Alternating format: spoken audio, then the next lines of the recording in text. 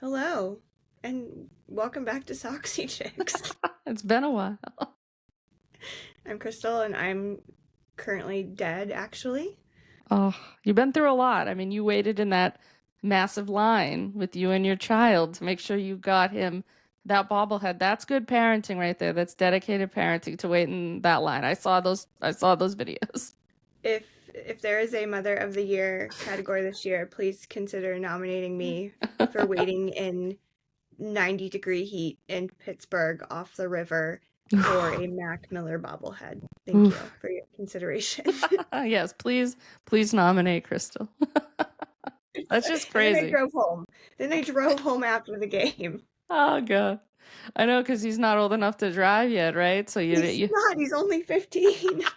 imagine it's like next year you'd be like, okay, one way, it's easier. But now you have to do the whole trip, go there, wait in that line. But you got the fun bobblehead that everybody was going crazy for, so that's pretty cool. Anyway, yeah, I'm dead. Bayleigh is also here. I She's less am dead. a little, yeah, less dead. I would say I didn't wait in 90-degree heat for a bobblehead.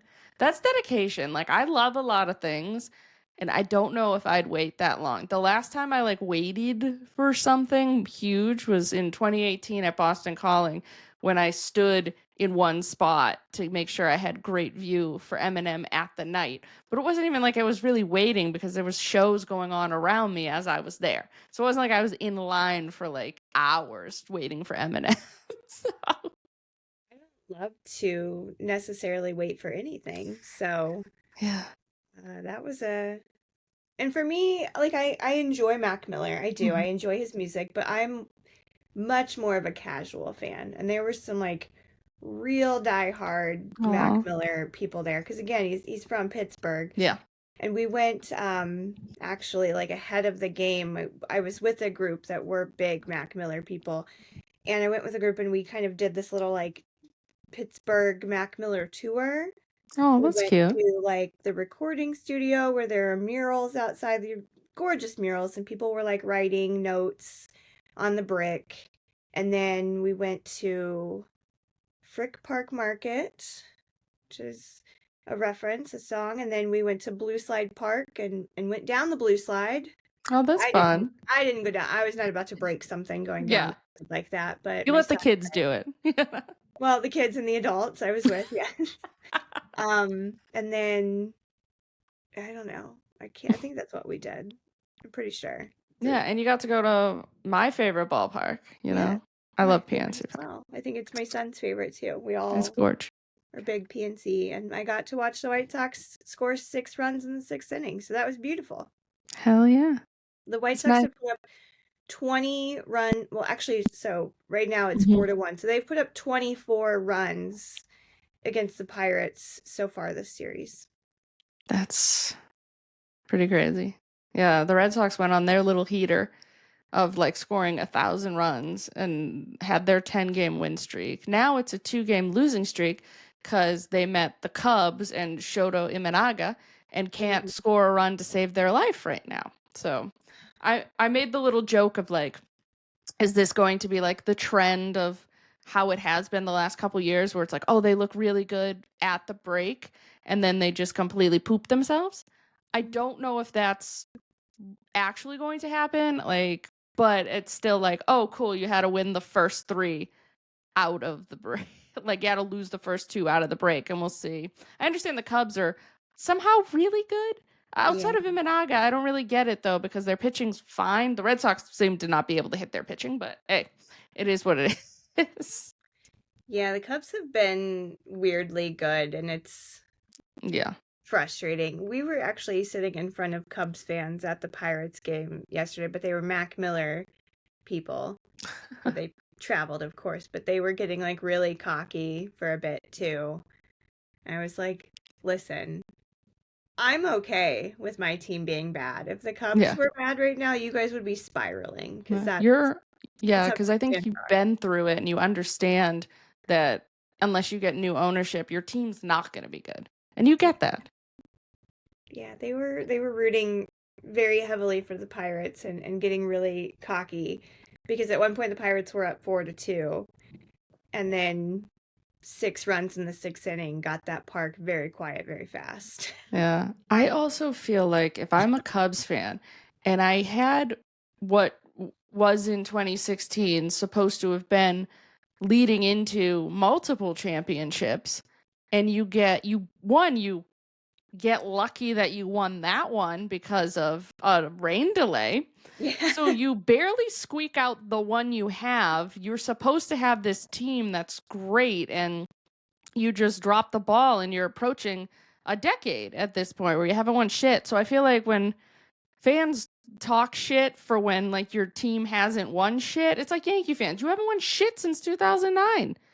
Like, cool, you're the most recognizable franchise in the world. Like, I'm not denying that. Yeah. But outside of that, it's like, okay, cool. You haven't, and like the Red Sox are approaching a time where it's been a hot minute since we're currently since we won in 04, we're currently in our longest drought of winning a championship. Like, that's just a fact, you know? So it's like, is it going to be another 86? No. But this is the longest drought since 2004 of being in one. And I'm not going to I'm talking shit about how they're going to go down the shitter again. I hope I'm wrong.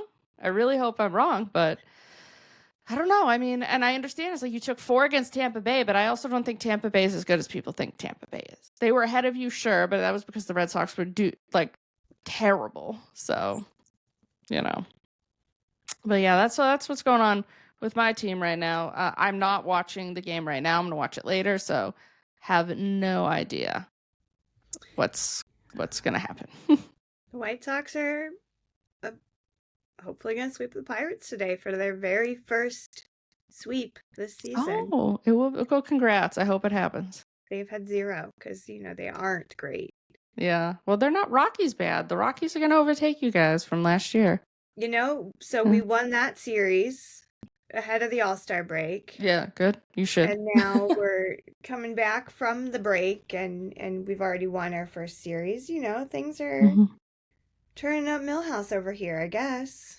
I like it. I hope you can somehow, like, I make the joke that if, like, you could have the second half, if, like, the Rockies could go on a run, you'd win, like, $100,000 if you put, like, $10 down for them winning the World Series. So, hey, take that bet. Why not? It's only a loss of $10. Somebody on Blue Sky last night made the comment that if the White Sox were in the National League, they could be like 100-win team. And I was like, at least 80. At least an 80-win team. If we could play like the Pirates and the Reds and the Brewers all season. The Brewers are somehow good now, though. Somehow, yes. Yeah. I just recorded visiting dugout with the Rays, and at the end we were just kind of chatting about baseball, and Jason brought up that the Brewers, we have no idea how they're good because their offense is non-existent. Terrible. Yeah, it's terrible, and so it's wild. It's like a mutual of mine had tweeted something about how they think that being the Milwaukee Brewers is like the worst thing ever because they can somehow run their division, but then the minute they get even into like the first round, if they're a wild card team, let's say, they're going to be out. The first round DS, they're going to be out. It's like they just don't have what it takes to get to like that next point, and they're not going to be invested in either, even though Atanasio has like a shitload of money. So I don't know. It was beautiful watching the Mets eliminate the Brewers in the postseason last year. Beauty. Mets are good. The Mets will spend money always and forever. So I respect the hell out of that. Also, oh no, you do have it in here in your notes. We'll get to that shortly about David Wright. Oh yes, very sure. Yeah, which is cool. But speaking of money, the number 1 overall pick, which was Eli Willits, he signed for $8.2 million. But I will say the cutest thing coming out of the draft was the Rockies taking Ethan Holliday at 4. Yeah. Yes. So that's all of really the cute. pictures that the Rockies posted on their social media are precious. He's so tiny, just like in the hands of his dad. I adore so much when like little kids were fans of that team and then they get picked by that team in the draft. It's my favorite thing in the world. Always fun. And just knowing that that's like who drafted his dad, like that's really cute too. And apparently the 8.2 that Willits took was slightly above what Jackson Holliday. I think Jackson Holliday got like 8.1. So this is so much fucking money. Too I bad the can't even. Nationals will waste this kid's career. 100%. Even though like in the past the Nationals were willing to spend. It's like all of a sudden they won't. While they have the fleece they got in that Soto deal is insane. Like that's the thing you dream about. That's like what Red Sox fans dreamed they got back in like a Mookie trade. Maybe you should have traded Mookie to the damn friggin' Padres because AJ Preller over there is on drugs. So he maybe would have given you that amount of type of people. So yeah, you just because I just can't. And for them to have made that trade, given all of that to the Nationals, then to not even keep Soto and then trade Soto, it's like, and it's just kind of crazy that like if I gave up that much prospects that have turned into really good major to like superstar level major leaguers, I think I'm giving $700 million to Juan Soto just so I can justify it. Yeah. Absolutely. So, Crazy. in sad and not very surprising at all news, the A's have the lowest attendance in Major League Baseball at this break. They are playing in a minor league ballpark in Sacramento, so of course they do. But I also am hopeful that A's fans just kind of said "fuck you" to David. Or what? Yeah. Is that his first I name? think. I mean, it's like what is the first name? Fisher? Is it David? I don't know. That just popped up Anyways, in my we brain. don't care to know his. We don't care to know his first name. That's the problem. We don't care to know, and he doesn't care to put a good, not even just a good team, but like he's so desperate for them to get to Vegas that it's. And I don't know, like, what is your opinion? Do you think that they're gonna draw in Vegas? I don't think they're gonna even draw in Vegas. His name is John Fisher. I don't know where David came from. I'm not feeling good. Please just bear with me, everyone. And it's okay that we don't know the correct name of the owner of the something athletics, the Sacramento Athletics, the whatever athletics, the athletics. John Fisher, so his name is not important to anybody. I don't think that they're going to draw a crowd. I mean, the Raiders, nobody goes to Raiders games. And I've heard unfortunate. People do go to the Golden Knights, their hockey team, because that is like a legitimate born in Vegas team. And I know people do attend those games, but when I've talked to people from Vegas, one, they're not excited. I don't think anybody's excited. A's fans don't want to travel to Vegas, which totally understandable. They don't want to travel to Sacramento either. And the Raiders games consist of either the other team's fans that are saying, "Hey, let's go to Vegas for this weekend," or just people that have a downtime and they're like, "Hey, there's a football team here." Like they don't really have a real fan base anymore. So I don't see them doing anything in Vegas.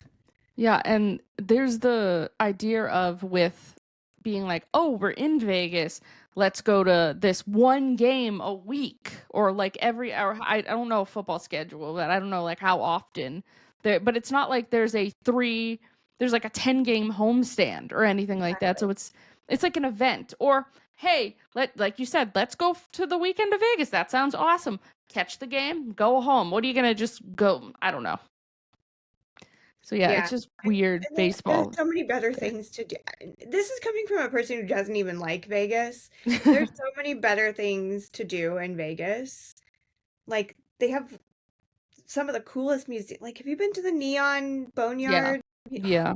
Amazing museum. It's really cool. Go there. If you go to Vegas, don't go support the A's because don't give more money to John Fisher. Go to the Neon Boneyard Museum. That's cool. They also have like I think there's a mob museum there Yeah, too. there is. And Yeah. so you can go there.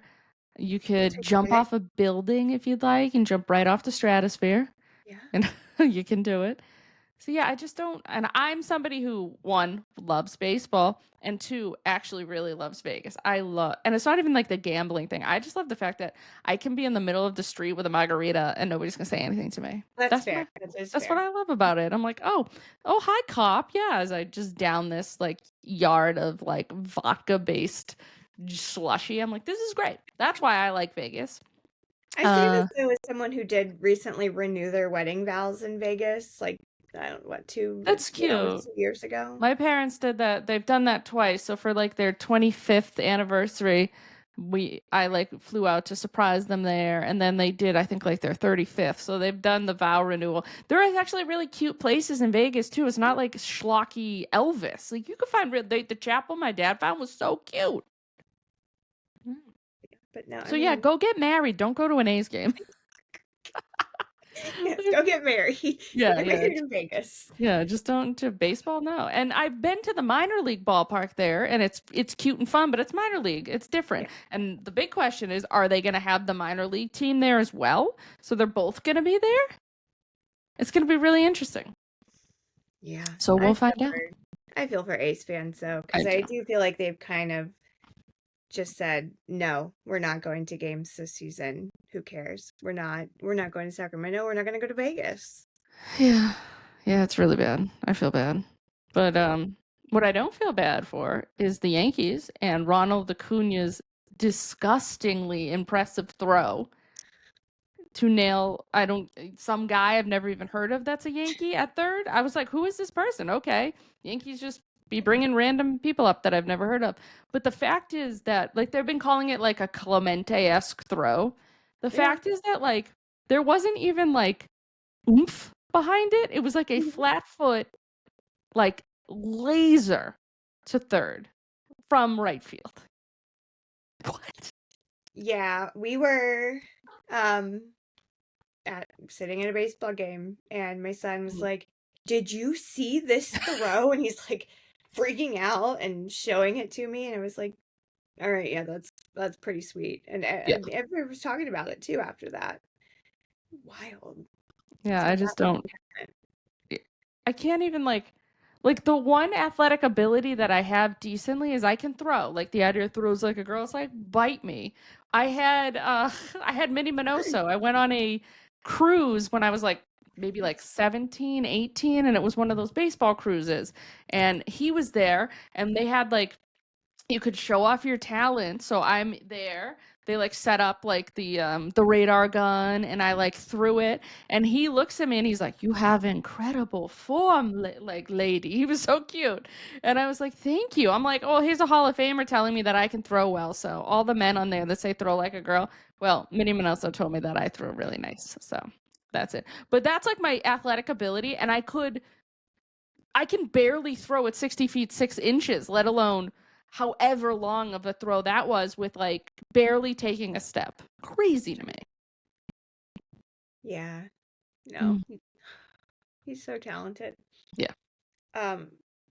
Another talented individual. The Mets have finally retired number 5 for David Wright, one of the Mhm. baseball loves of my life. Mhm. Adorable. I I I love love him too. him. It was about damn time. Mhm. And I mean, he hasn't been gone for that long. Like his last season was 2018. So it's Yeah. really not like he's been gone forever, but to have your number already retired, just, what, that's less than 7 years realistically when that season was. So less than 7 years later to Mm. have your number retired by the Mets, that's a huge deal. So Oh yeah. so happy. I was kind of like watching it in line. I had it like pulled up Mhm. on my phone and I'm trying to like conserve my phone battery but also watch this and like try also to not cry in public. Yeah. I also You're like, didn't oh. need to like cry because I was so sweaty already. I was like, my body doesn't need to lose any more moisture, but this is a very special moment. Mhm. So Yeah, cute. no, I love David Wright. I have like a David Wright jersey. I've since like forever. I was like, well, mainly because I was like, oh, he cute when I was younger. Now He's it's like adorable. so cute.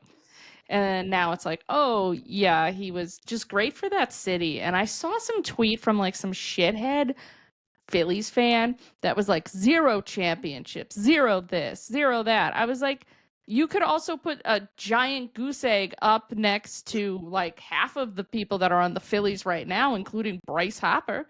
Big old goose egg right there. So, what are you doing? Like, why are you that bitter? That just proves that you're bitter. No, he's a phenomenal player. I was looking at his I mean, it stats was in injuries 14 that really years. killed him. It wasn't like a lack of talent. It was a lack of the fact that he couldn't stay healthy. Yeah. And that sucks. 242 home runs Mm. in his seasons. 14, yeah, 14 years of playing. Yeah. God, yeah. 49.1 WAR player for his Mm. 14 years. He's phenomenal. Like, if Yeah. you are unfamiliar with David Wright at all, please go familiarize yourself. Go to YouTube, type in his name. Such a good player, such a good guy, such like a Yeah. stand-up person. Like, he's a phenomenal influence. He's Yeah. so fine. And just such a good Met. He was a forever Met, and he was just one of And my he grew up a favorites. Mets fan too. Like that's another one. That's your team. Same with yeah, with the polar bear. He grew up like a Mets fan too, right? Good, yeah. Yeah. And now let's see if he stays one or comes to Boston. Please retire a Met, please. Yeah, I think Please. he I think he I don't know how you let him go after the season he's been having, but hey. Pete retires a Met. Oh, I don't want to yes, replace that please. bobblehead like I had to replace my Scherzer Mets bobblehead. Oh God, the 5 seconds that he went so They made like oh, Funko made a Max Scherzer as a Met, and I naturally bought it. picked it right up, and then he I was have no the longer a Met like 2 months later. Yeah, I have the Funko Washington Nationals, which feels fine because like that's where his legit championship is from. Yeah, So, fair. so I just love that it has the two different colored eyes. I'm like, you go Funko. I love this. Yes, Yeah. yes, I do love that. But Whew. speaking of the not good guys, Guardians extend pitcher Luis Ortiz's leave of absence in the wake of this gambling scandal.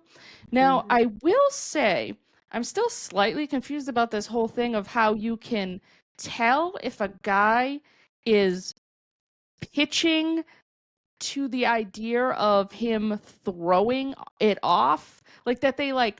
I'm still kind of a little iffy on it. Like, what if he like legitimately just threw the ball shittily and you're like, oh, he threw that so shittily that I think we need to like look into seeing who is gambling on his shittily thrown pitch. It's like Mhm. I didn't realize that that was like a thing until this kind of came up.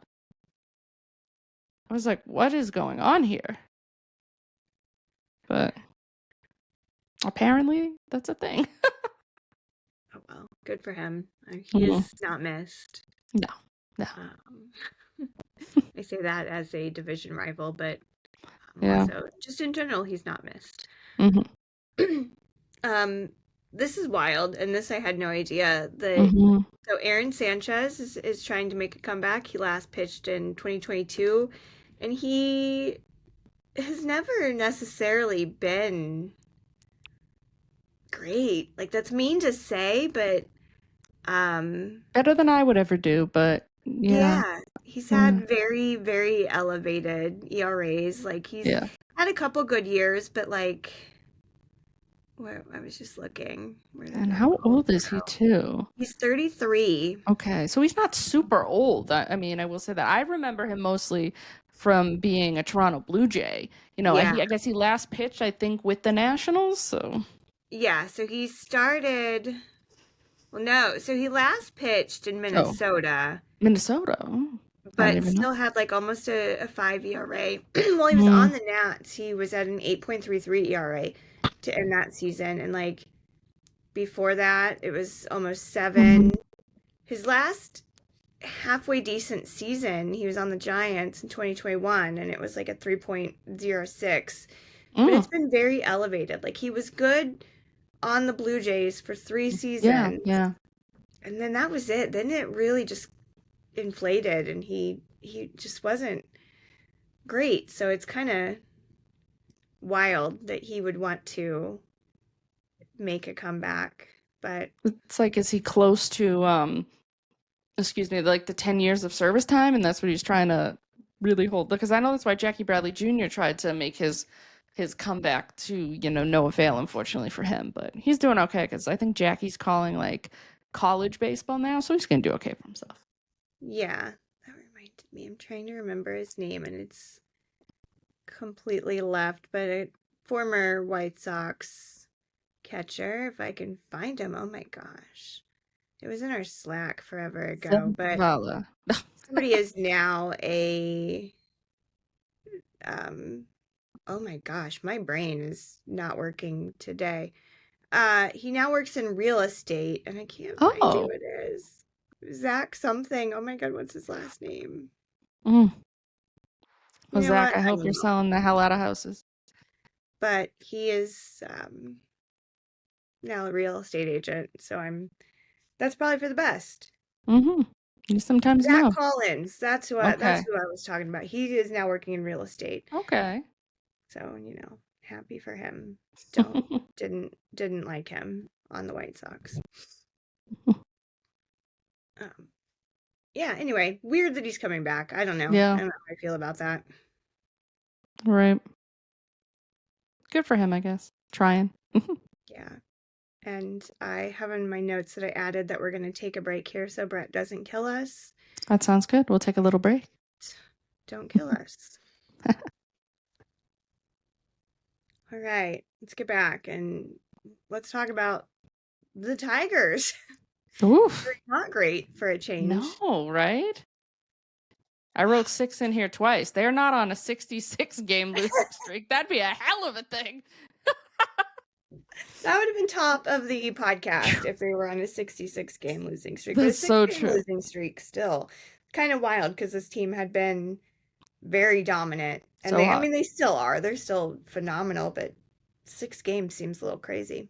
This kind of shows that it really happens to the best of teams. So like when, the Red Sox are on a 2-game losing streak and I freak out, after a 10 game, it still happens. It's baseball. Like you're only winning like truly what, like 40% of your, or like you're the best hitter in the world and you're hitting only 40% of the time. Like that's crazy. Like this is truly a game of failure. So you fail a lot sometimes, even the best teams. Like I think the Dodgers are on like a mini losing streak too. Mm-hmm. Like, so yeah, because the Brewers are on a heater and they took a 9 straight win and they mounted a comeback against the Dodgers. So again, these Brewers are looking great. Thank you for that, Brewers, by the way. Appreciate Right? it. What is going on? This is crazy. I mean, yeah. I just I don't know if I look at the Dodgers right now and I know that they've had so many injuries with the pitching, and like last year they had so many injuries with the pitching, but they made trades obviously at the deadline to get like Flaherty. That really is a big reason why they won a championship. So I'll be interested to see what they do. I mean, they're still good. Like there's no reason. I'm not here saying the Dodgers are bad, but to see them struggle this much is kind of fun, actually. Mm-hmm. So we've got some retirement announcements. Mm-hmm. Daniel Bard, who was in Boston for a while and then ended Yeah. in Colorado, is retiring. And then Yasmani Grandal also was most recently in the Boston Red Sox system, Mm-hmm. has suddenly retired just last month and said it was time to focus on being a dad. But what are some good Daniel Bard memories for you? Because he was So the hit best or miss. Daniel Bard memories are when he was in the bullpen and it was like an 8th and 9th of Daniel Bard and Jonathan Papelbon. But then Daniel Bard, a lot of and I don't blame Daniel Bard for doing this, but a lot of like Red Sox fans blame the Red Sox. Daniel Bard came and said, I want to be a starter. And they were like, I don't know if that's the best thing for you. No, I want to be a starter. I get it. There's bigger money, all of this. I think he was a starter at UNC at Chapel Hill. So it's like, I want to be a starter. It was terrible. It went so poorly that it literally pretty much messed up with his mental state, and that's why he's now a mental health advocate for Major League Baseball because of how detrimental this was. But again, I'm not blaming him, but I am blaming him when it comes to like the idea of fans being like, oh, the Red Sox ruined Daniel Bard. No, Daniel Bard kind of ruined Daniel Bard, but then was smart enough to realize, maybe that bullpen thing was the right thing to do, and came back and had a solid career with the Colorado Rockies for himself. But I'm upset that they tried that little experiment.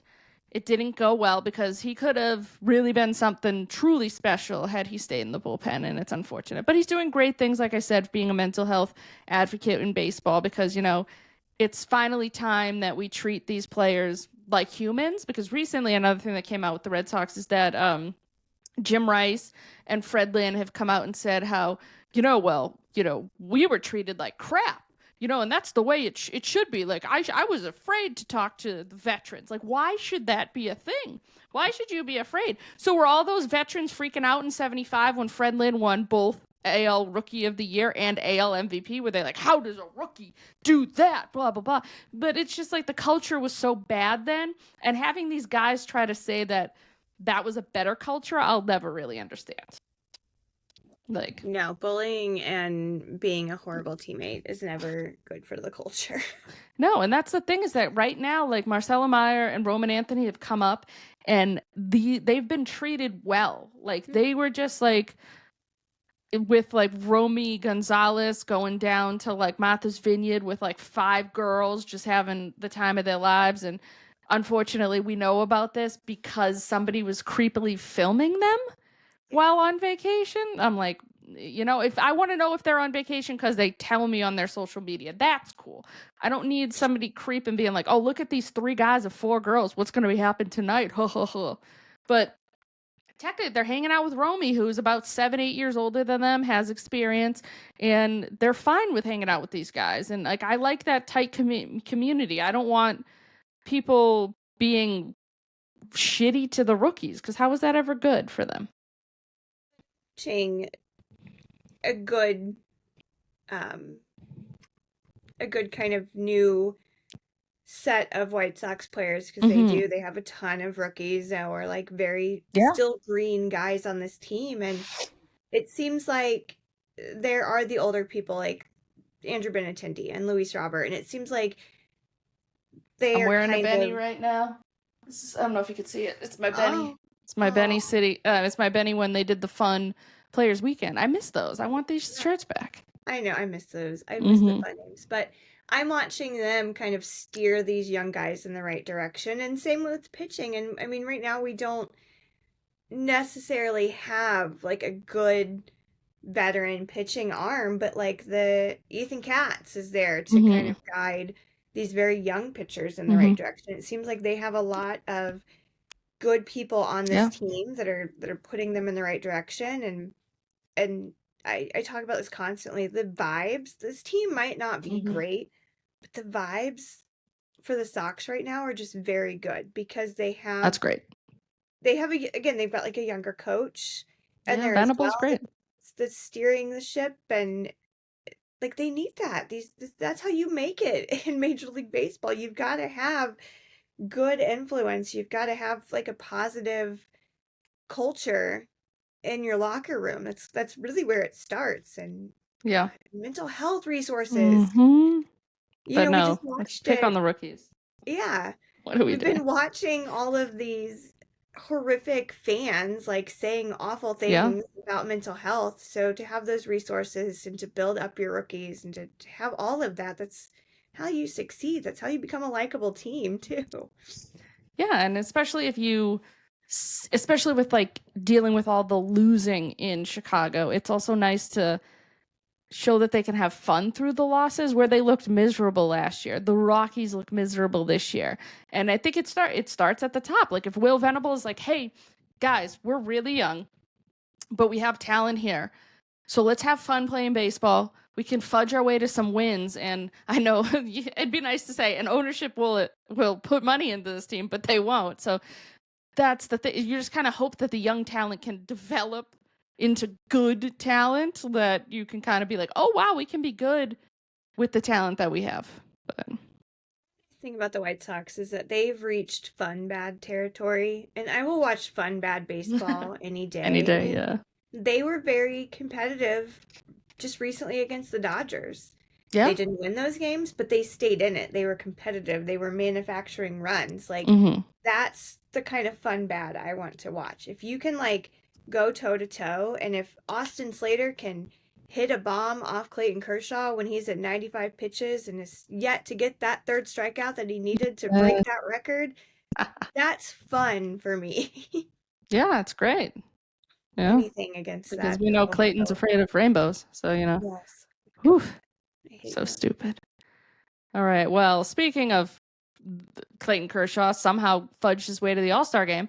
So should we talk a little bit about the All-Star game? First of all, I just want to say I miss the old home run derby format. I don't know how you feel about it. I don't like these new formats. I feel like they just change it every year. Yeah. And it's usually never anything improving the game itself. I only really watched highlights of both the Derby and the All-Star game. I just wasn't invested in any of it this year. Yeah, and like that's a big problem. Like for Major League Baseball. Also, a big problem is I understand there's like this incentive now that like, oh, if you win the home run derby, you get $1 million. And you're like, okay, cool. How about you just like you have an egregious amount of money? They're already making an egregious amount of money, most of the players. How about you say, I'll give you an extra $1 million, Aaron Judge, if you just come and do this? Like the fact is that we had to watch Jazz Chisholm barely hit 3 home runs is a huge problem for this derby. Like Cal Raleigh going there and getting that extra million for himself, but like hitting bombs, like that's what like I want. Like we'll talk about the swing off. Like why is Kyle Schwarber not in a home run derby? Like, and I don't even care. Like, let's say that some guy who hits a bunch of bombs doesn't somehow make the All-Star team, but he's like a guy that hits a bunch of bombs. I still don't give a shit. Invite that guy. Yep. So like, so I want to see Kyle Schwarber. I want to see Pete Alonso. I want to see Aaron Judge. I want to see Cal Raleigh. Like these are the guys I want to see. I don't want to see Jazz Chisholm talking after the game how he didn't want to ruin his swing. Bite me, Jazz. Like, what are we doing? I'm kind of over the Jazz experience. Because he's not good enough to be like this. Yeah, he's not proven anything. Like I think he got that, what was it, MLB The Show? The Show. That he got? Somehow. Like the curse is real, but in this time it's just like his career. It's not like an injury curse for him. It's just like he got the cover and then he just doesn't like he exudes like when like because I watched the red carpet for the All-Star game mainly just to see like who they were gonna interview. Also, they didn't get why are you not interviewing Garrett Crochet? You're making me really angry. So like they picked and choose who they wanted to interview. They gave Jazz way too much time to talk about his fashion when he didn't even like look like Garrett Crochet looked better than Jazz Chisholm, like fit-wise on that red carpet. I'm like, okay, whatever. But it's like seeing Ellie De La Cruz, who looked amazing and also just like presents himself in like such a fun way. I'm like, I understand he's like a rising star, but why are we not focusing like all of our attention on Ellie De La Cruz? Why are we worrying about Jazz Chisholm?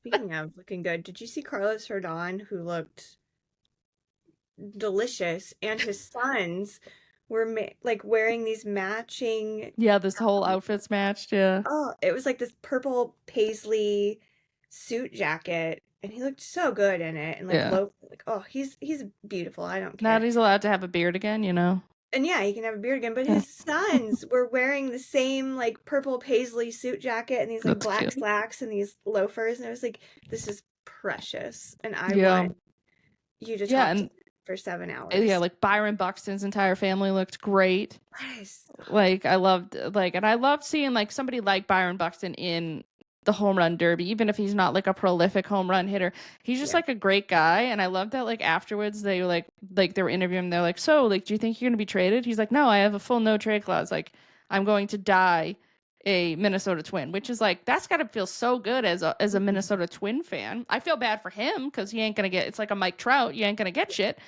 But I love that you love where you're playing and that you seem like such a good guy and an incredible family man. We love to see that. Yes, more family men too. Like again, Right? Carlos Rodon had his His children whole now, family. Yeah. adoption We love families. wife guys and kid So cute. guys. Oh, Yeah. Carlos Rodon is a big wife guy. His wife Yeah. is kind of annoying, but he's a big wife guy, which I appreciate. And like Yeah.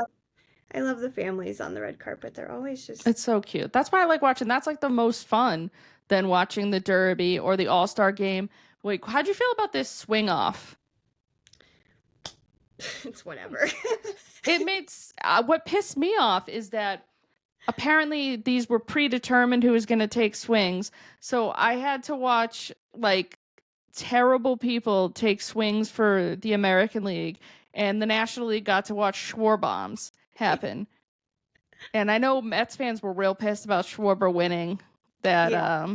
but also maybe Pete should have hit in the swing off, or was Pete gonna hit and he just didn't get the chance? Is that what it was, I or don't even, something? yeah, I don't know. I think he is kind of just done Hitting home runs with, and well, I think he's things just like done this. with the Derby Yeah, you because, won it a bunch of times. You had your yeah, fun. You he's got your good. And, millions. he's so like corny Yeah, anyway. yeah, He personifies himbo.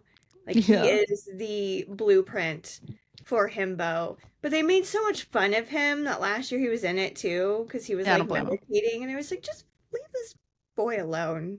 He's got Yeah, 3 brain cells. Just leave him and they're alone. there to hit home runs. Exactly. You know. You're not there to be Yeah, this I don't even know. You're not there to be like Cal. You're just there to be a silly himbo that hits home runs because yeah. that's what you're very good at doing. Mm-hmm.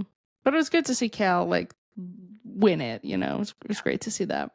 I will say the cool thing was seeing the ABS system come into play because we need this Yeah, I'm desperately. excited about this. Mm-hmm. It was cool to get to see that, but I remember people were talking about like the idea of like, oh yeah, ABS is coming. That's great for the game. But they're like, oh, I think all games that go to the extra innings should just end in swing offs. I'm like, yeah, no, I'm not like absolutely not. Even if this all-star game, if you went back to the incentive of it being for home field advantage, I'd be pissed if it ended on a swing off. Now that it means nothing, they can kind of have a little bit more fun with stuff like this, but because it doesn't mean anything, I feel like these guys don't care as much. Like half the team apparently was gone in extras, and I'm like, I get it. You still want that little bit of time with your family, but like you're also taking your family there. You're having fun with your family. And the fact is that like you're just not there. It's like, I don't know. Whatever. Is what it is.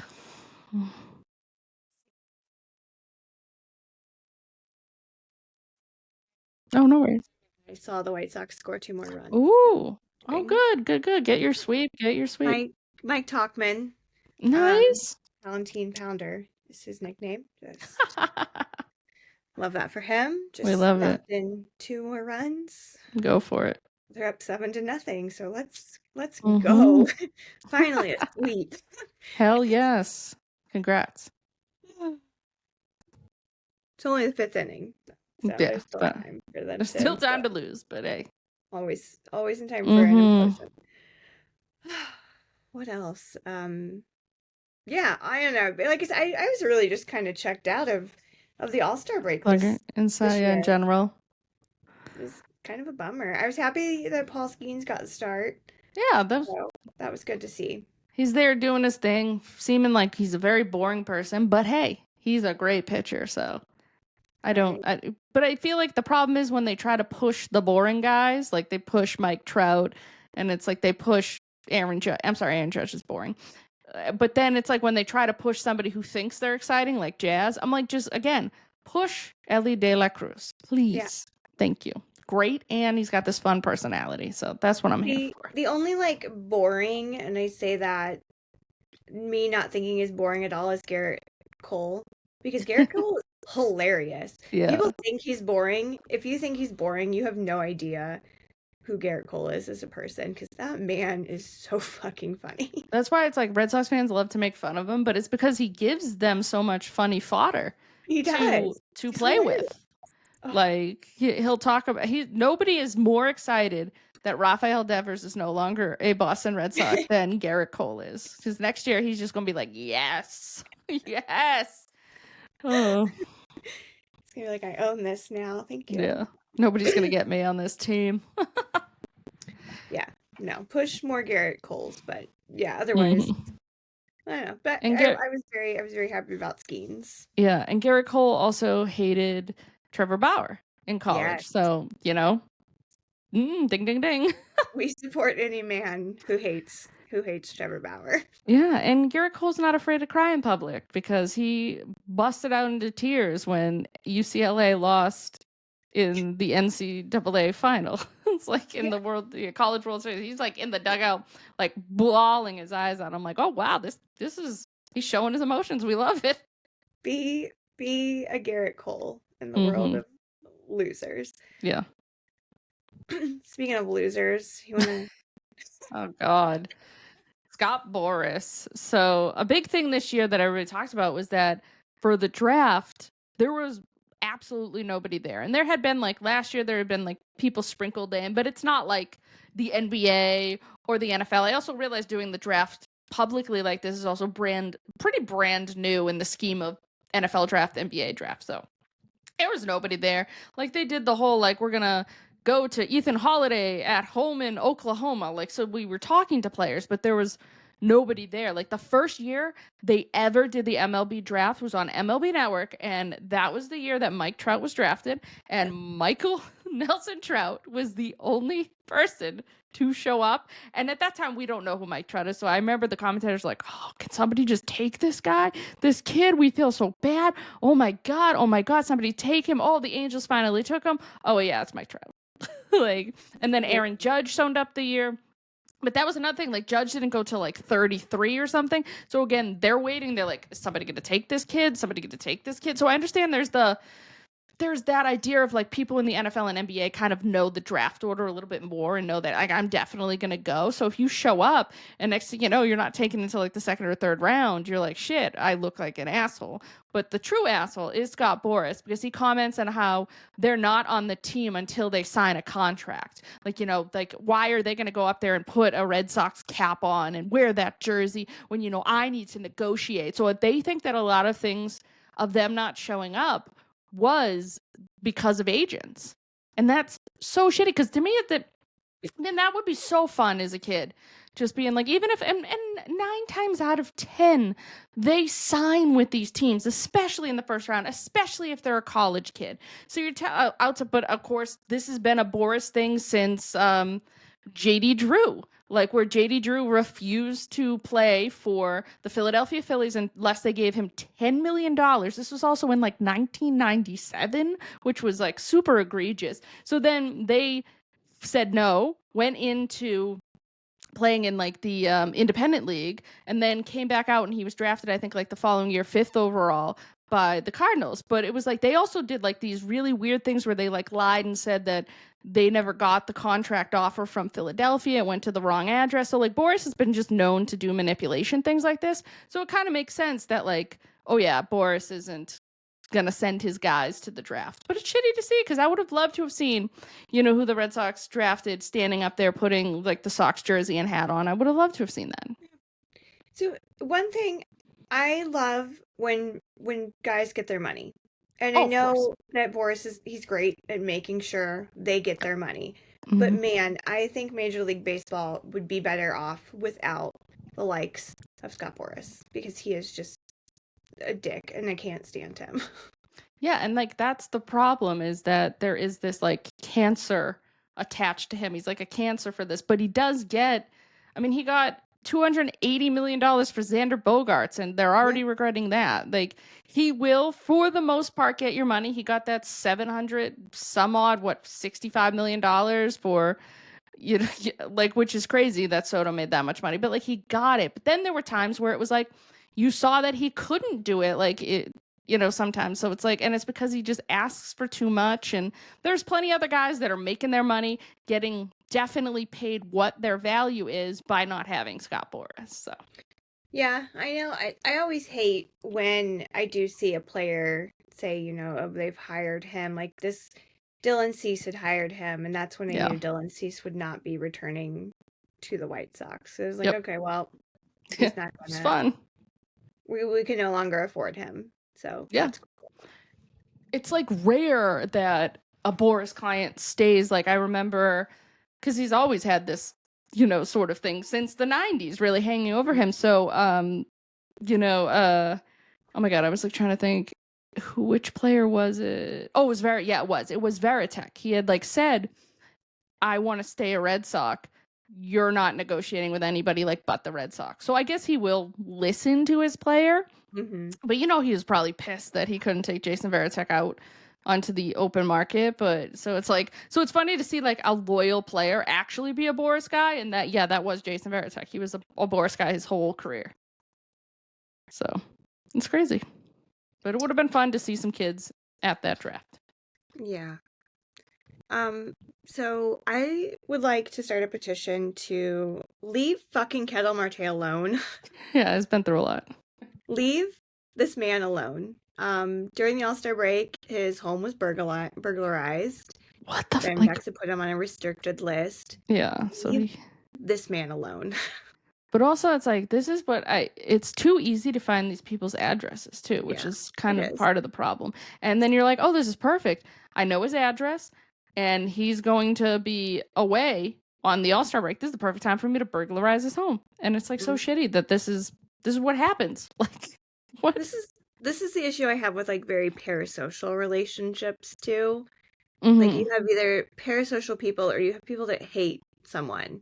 And either one of those two, there's nothing good that ever comes out of it. And who knows what of the two, or if there was something else going on with this whole situation. But yeah, we've got to leave people alone. I will say the only good thing that came out of this is that this person didn't hurt anybody. That they, that it was like, oh, now I know where he lives. I could go there and kill him, because people are crazy enough to do these things.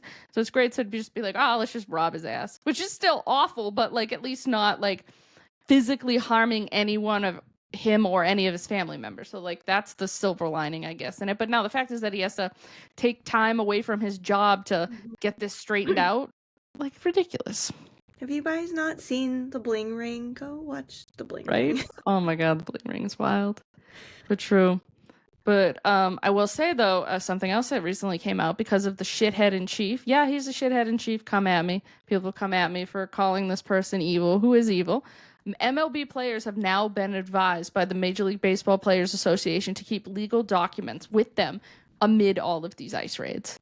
And you know what? It's not even going to matter, because they're not looking for papers. They're doing this on pure racism and hatred in their hearts. Of course. But I'm a hateful person by calling this man evil.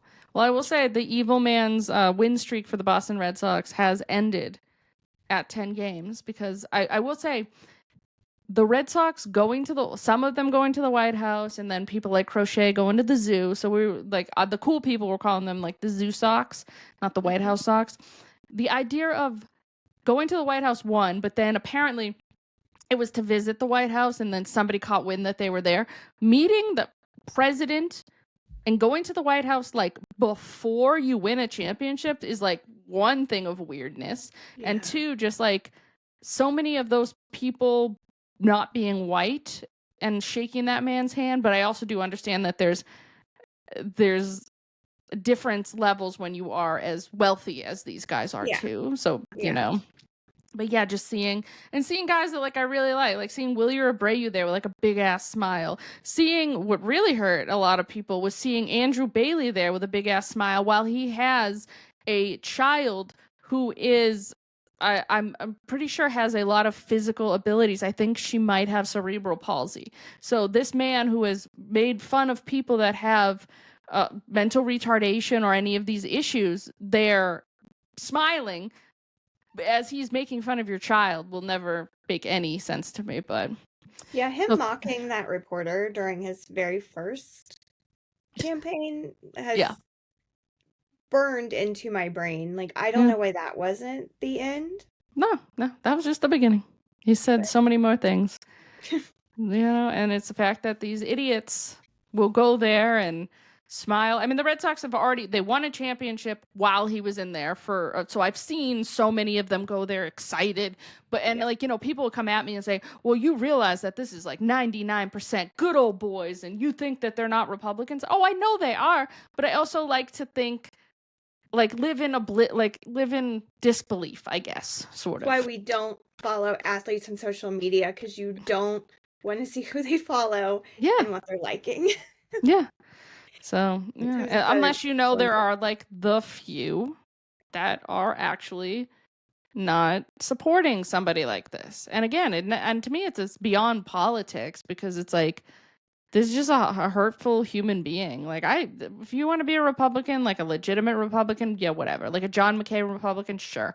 I'm not going to agree, but also, like, I'm not going to be like, oh, I'm going to hate. Like, I hate this man. Like, that's the difference. Is because he's so hateful towards just so many people. But it is what it is. I never hated. I mean, I will never vote Republican, but I never hated John McCain, because he was not like a hateful, vengeful person. He actually had redeeming qualities.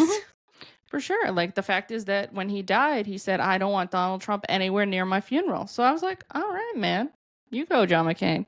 You go, John McCain. But yeah. So we got a few more things. It'll be way more fun than what we just talked about. Well, yeah, although the Rangers and the Braves are both very much rooted in racism, but Dean Dunning, who is a perfect angel baby, went from one racist team to another, Rangers to the Braves. Yeah. I think my big issue with, like, the Braves is that the name itself, I don't necessarily feel, because it's like, is a Native American, like, tribe, and I think we should be revering these Native American tribes, but, like, doing it in the right way. They need to drop that tomahawk. That is my big issue with the Braves. Doing the chops. They need to stop the chops. And the tomahawk being, do you know how easy it is to just take that tomahawk off the uniform and then be like, we are the Braves, like, we want to revere this Native American tribe. I think that could be a great way, but it's like, it's also in Atlanta, so that's going to be a little more difficult to get them to drop a tomahawk, drop the chop, and things like that. But yeah, but the Rangers, they're just wildly homophobic too. We've learned.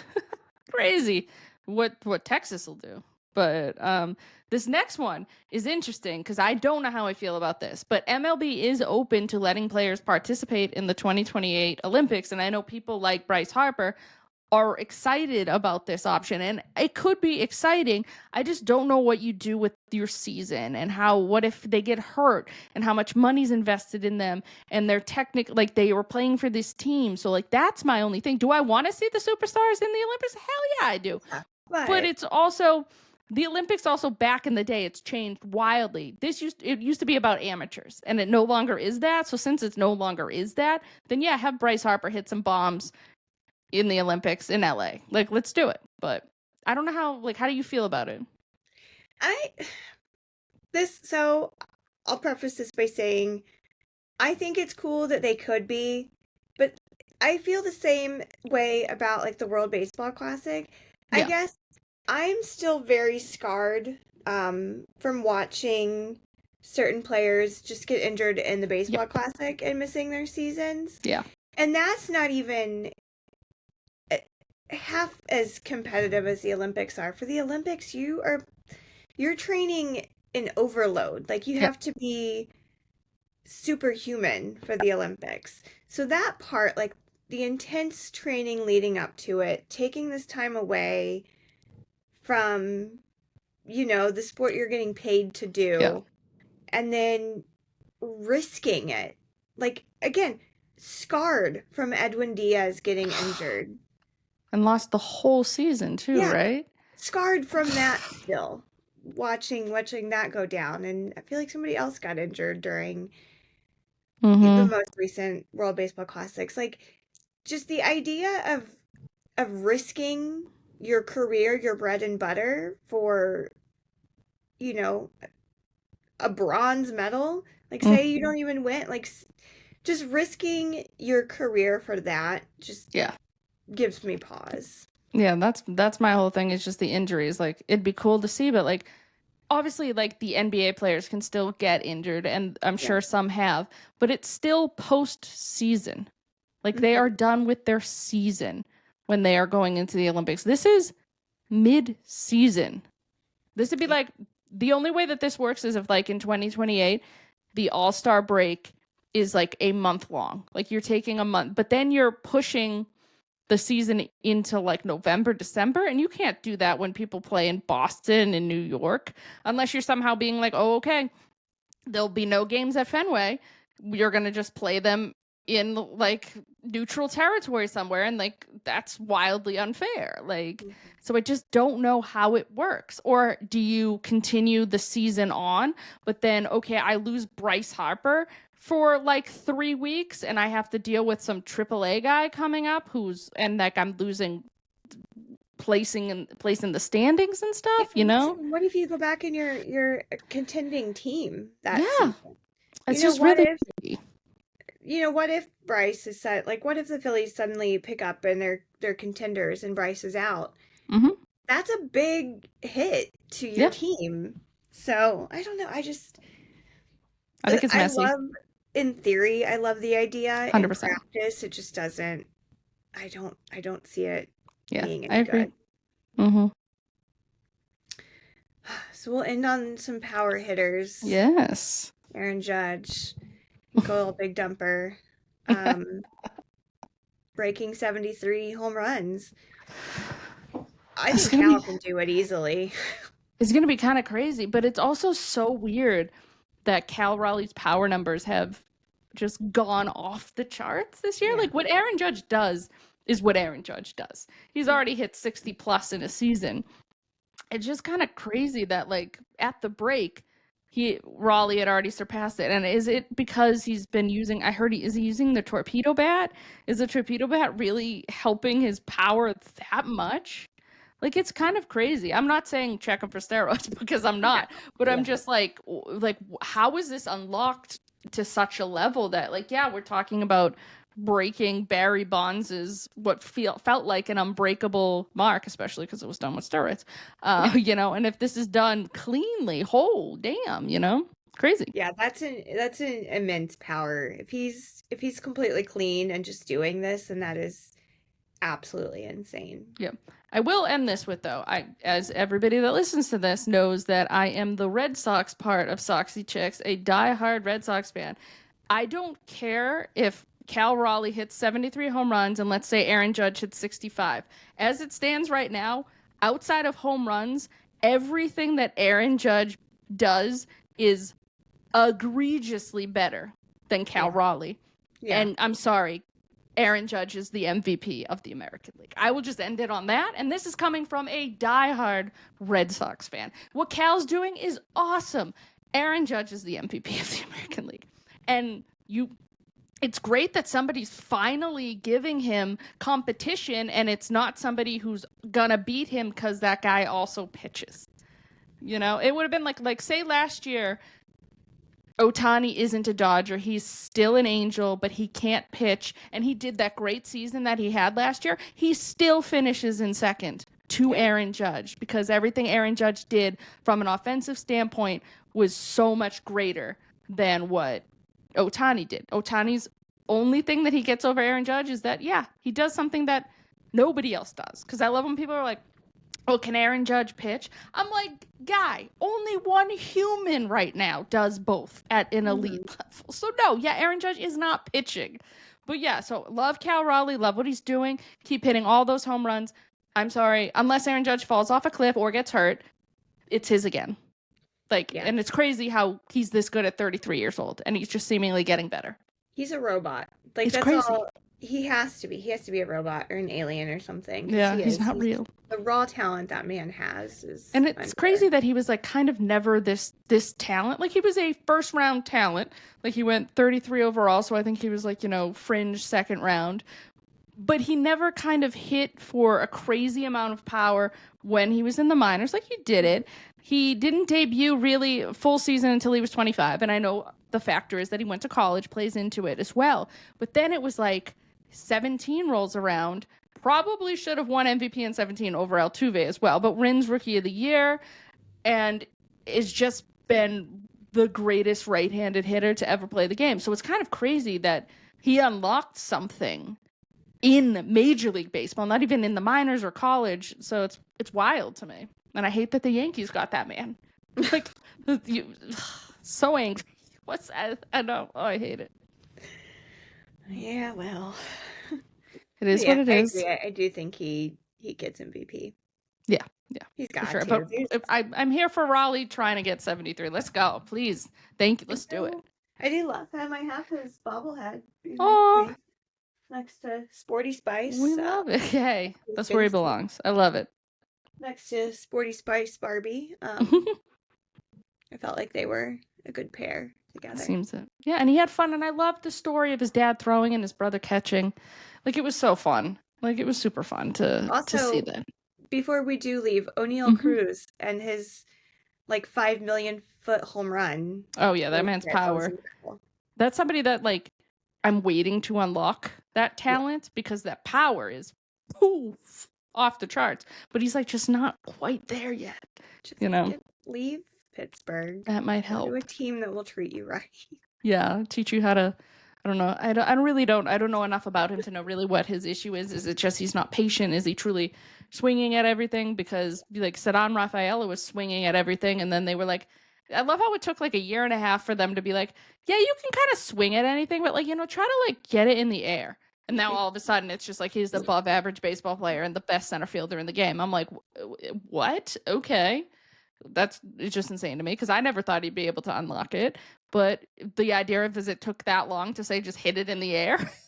Oh no. But then he also claims that Alex Bregman played a major factor. So maybe, I know Alex Bregman's making $40 million a year, but maybe float him some more money because I think he's coaching better than half the coaches on this team. If Alex Bregman is the reason why Ceddanne Rafaela is suddenly an above average hitter with gold glove, platinum glove center field, crazy. So yeah. Also, Red Sox, just please sign Alex Bregman to an extension. Thank you. Bye. That's what I want.